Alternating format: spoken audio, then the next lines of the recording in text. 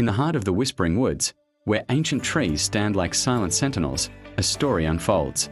It's a quiet story, one that echoes in the rustle of leaves and the gentle flow of a forest stream. Our journey begins with a lone young wolf, Kale. He is part of a pack, yet he is alone.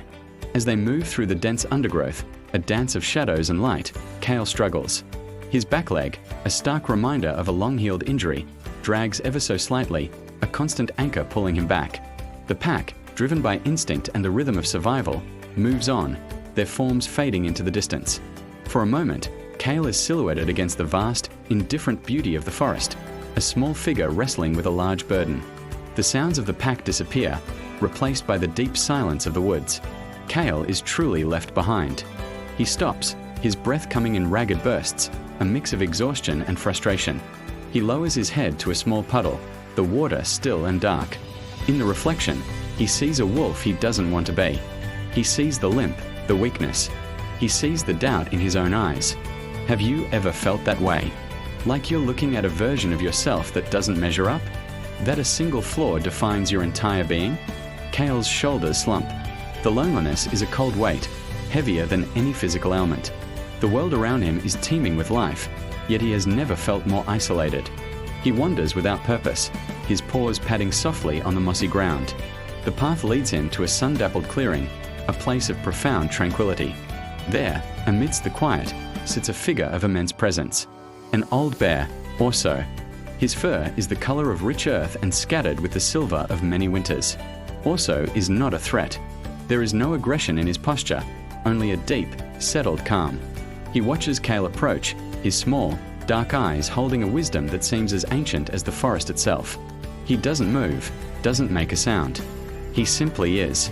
In his stillness, Kale finds not fear, but a strange sense of peace, a respite from the frantic race he can no longer run. Orso stirs, but not towards Kale. He rises slowly, a mountain of quiet strength, and turns his gaze towards the horizon. In the distance, a single peak pierces the sky, its summit kissed by the golden light of the afternoon sun. It looks impossibly far, impossibly high. Without a single sound, with just a slow, deliberate turn of his head, Orso invites Kale to join him. It's not a command, but an offering. A journey. Kale looks at the mountain, then down at his own frail leg.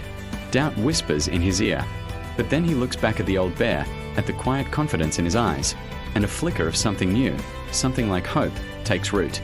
He takes a hesitant step, and then another. The journey begins. The path is not easy. It's a steep, winding trail littered with loose rocks and tangled roots. For Orso, it is a steady, rhythmic climb. For Kale, it is a battle. His lame leg buckles. He stumbles, catching himself, then falls again. A soft whimper escapes his throat, a sound of pure frustration. He lies there for a moment, the sharp sting of failure more painful than the stones beneath him. He looks back down the path, the way they came. It would be so easy to turn back, to return to the familiar shadows of his self-pity. Those old voices, the ones that tell you you're not good enough, that you should just give up, they are screaming in his mind. The temptation to surrender is overwhelming, but Orso does not come back for him. He doesn't offer a helping paw or a comforting nudge. He simply waits. And when Kale finally, painfully, gets back to his feet, the old bear does something unexpected. He veers off the main trail, pushing his massive body through a thicket of ferns, revealing a different way up. It's not a clear path, but a series of sturdy ledges and solid ground. Orso demonstrates, showing Kale how to shift his weight, how to use his strong front legs to pull himself up, how to brace his body against the rock. He is teaching Kale a new language of movement, a language that doesn't rely on 4 perfect legs. He is showing him that a weakness isn't a wall. It's a doorway to a different kind of strength, a new way of navigating the world. And slowly, a change begins to stir within Kale. The initial frustration gives way to focus. He stops fighting his body and starts listening to it. He learns to feel the texture of the ground through his paws, to test a foothold before committing his weight. His other senses sharpen. He smells the damp earth, hears the wind whistling through the high pines, feels the sun on his fur. His movements, once clumsy and pained, become more deliberate, more confident. He is no longer just following the bear, he is climbing the mountain himself. With each successful step, with each obstacle overcome, his spirit feels a little lighter. He is not just a wolf with a lame leg anymore. He's a climber. He's a survivor. Finally, after what feels like an eternity, they reach the summit. The air is thin and crisp, and the view, it takes Cale's breath away.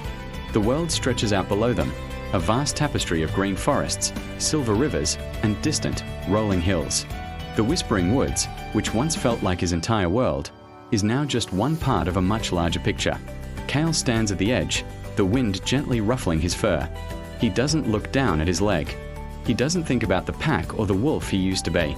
His gaze is fixed on the horizon, on the endless possibilities stretching out before him. In that moment, he understands. Orso didn't lead him up the mountain to fix his leg. He led him up here to heal his spirit. He taught him that our scars do not define our journey. They simply teach us to find a different path. And sometimes, that path leads to a view more beautiful than we could have ever imagined. Your journey is your own. Embrace the path you're on. Thank you for watching.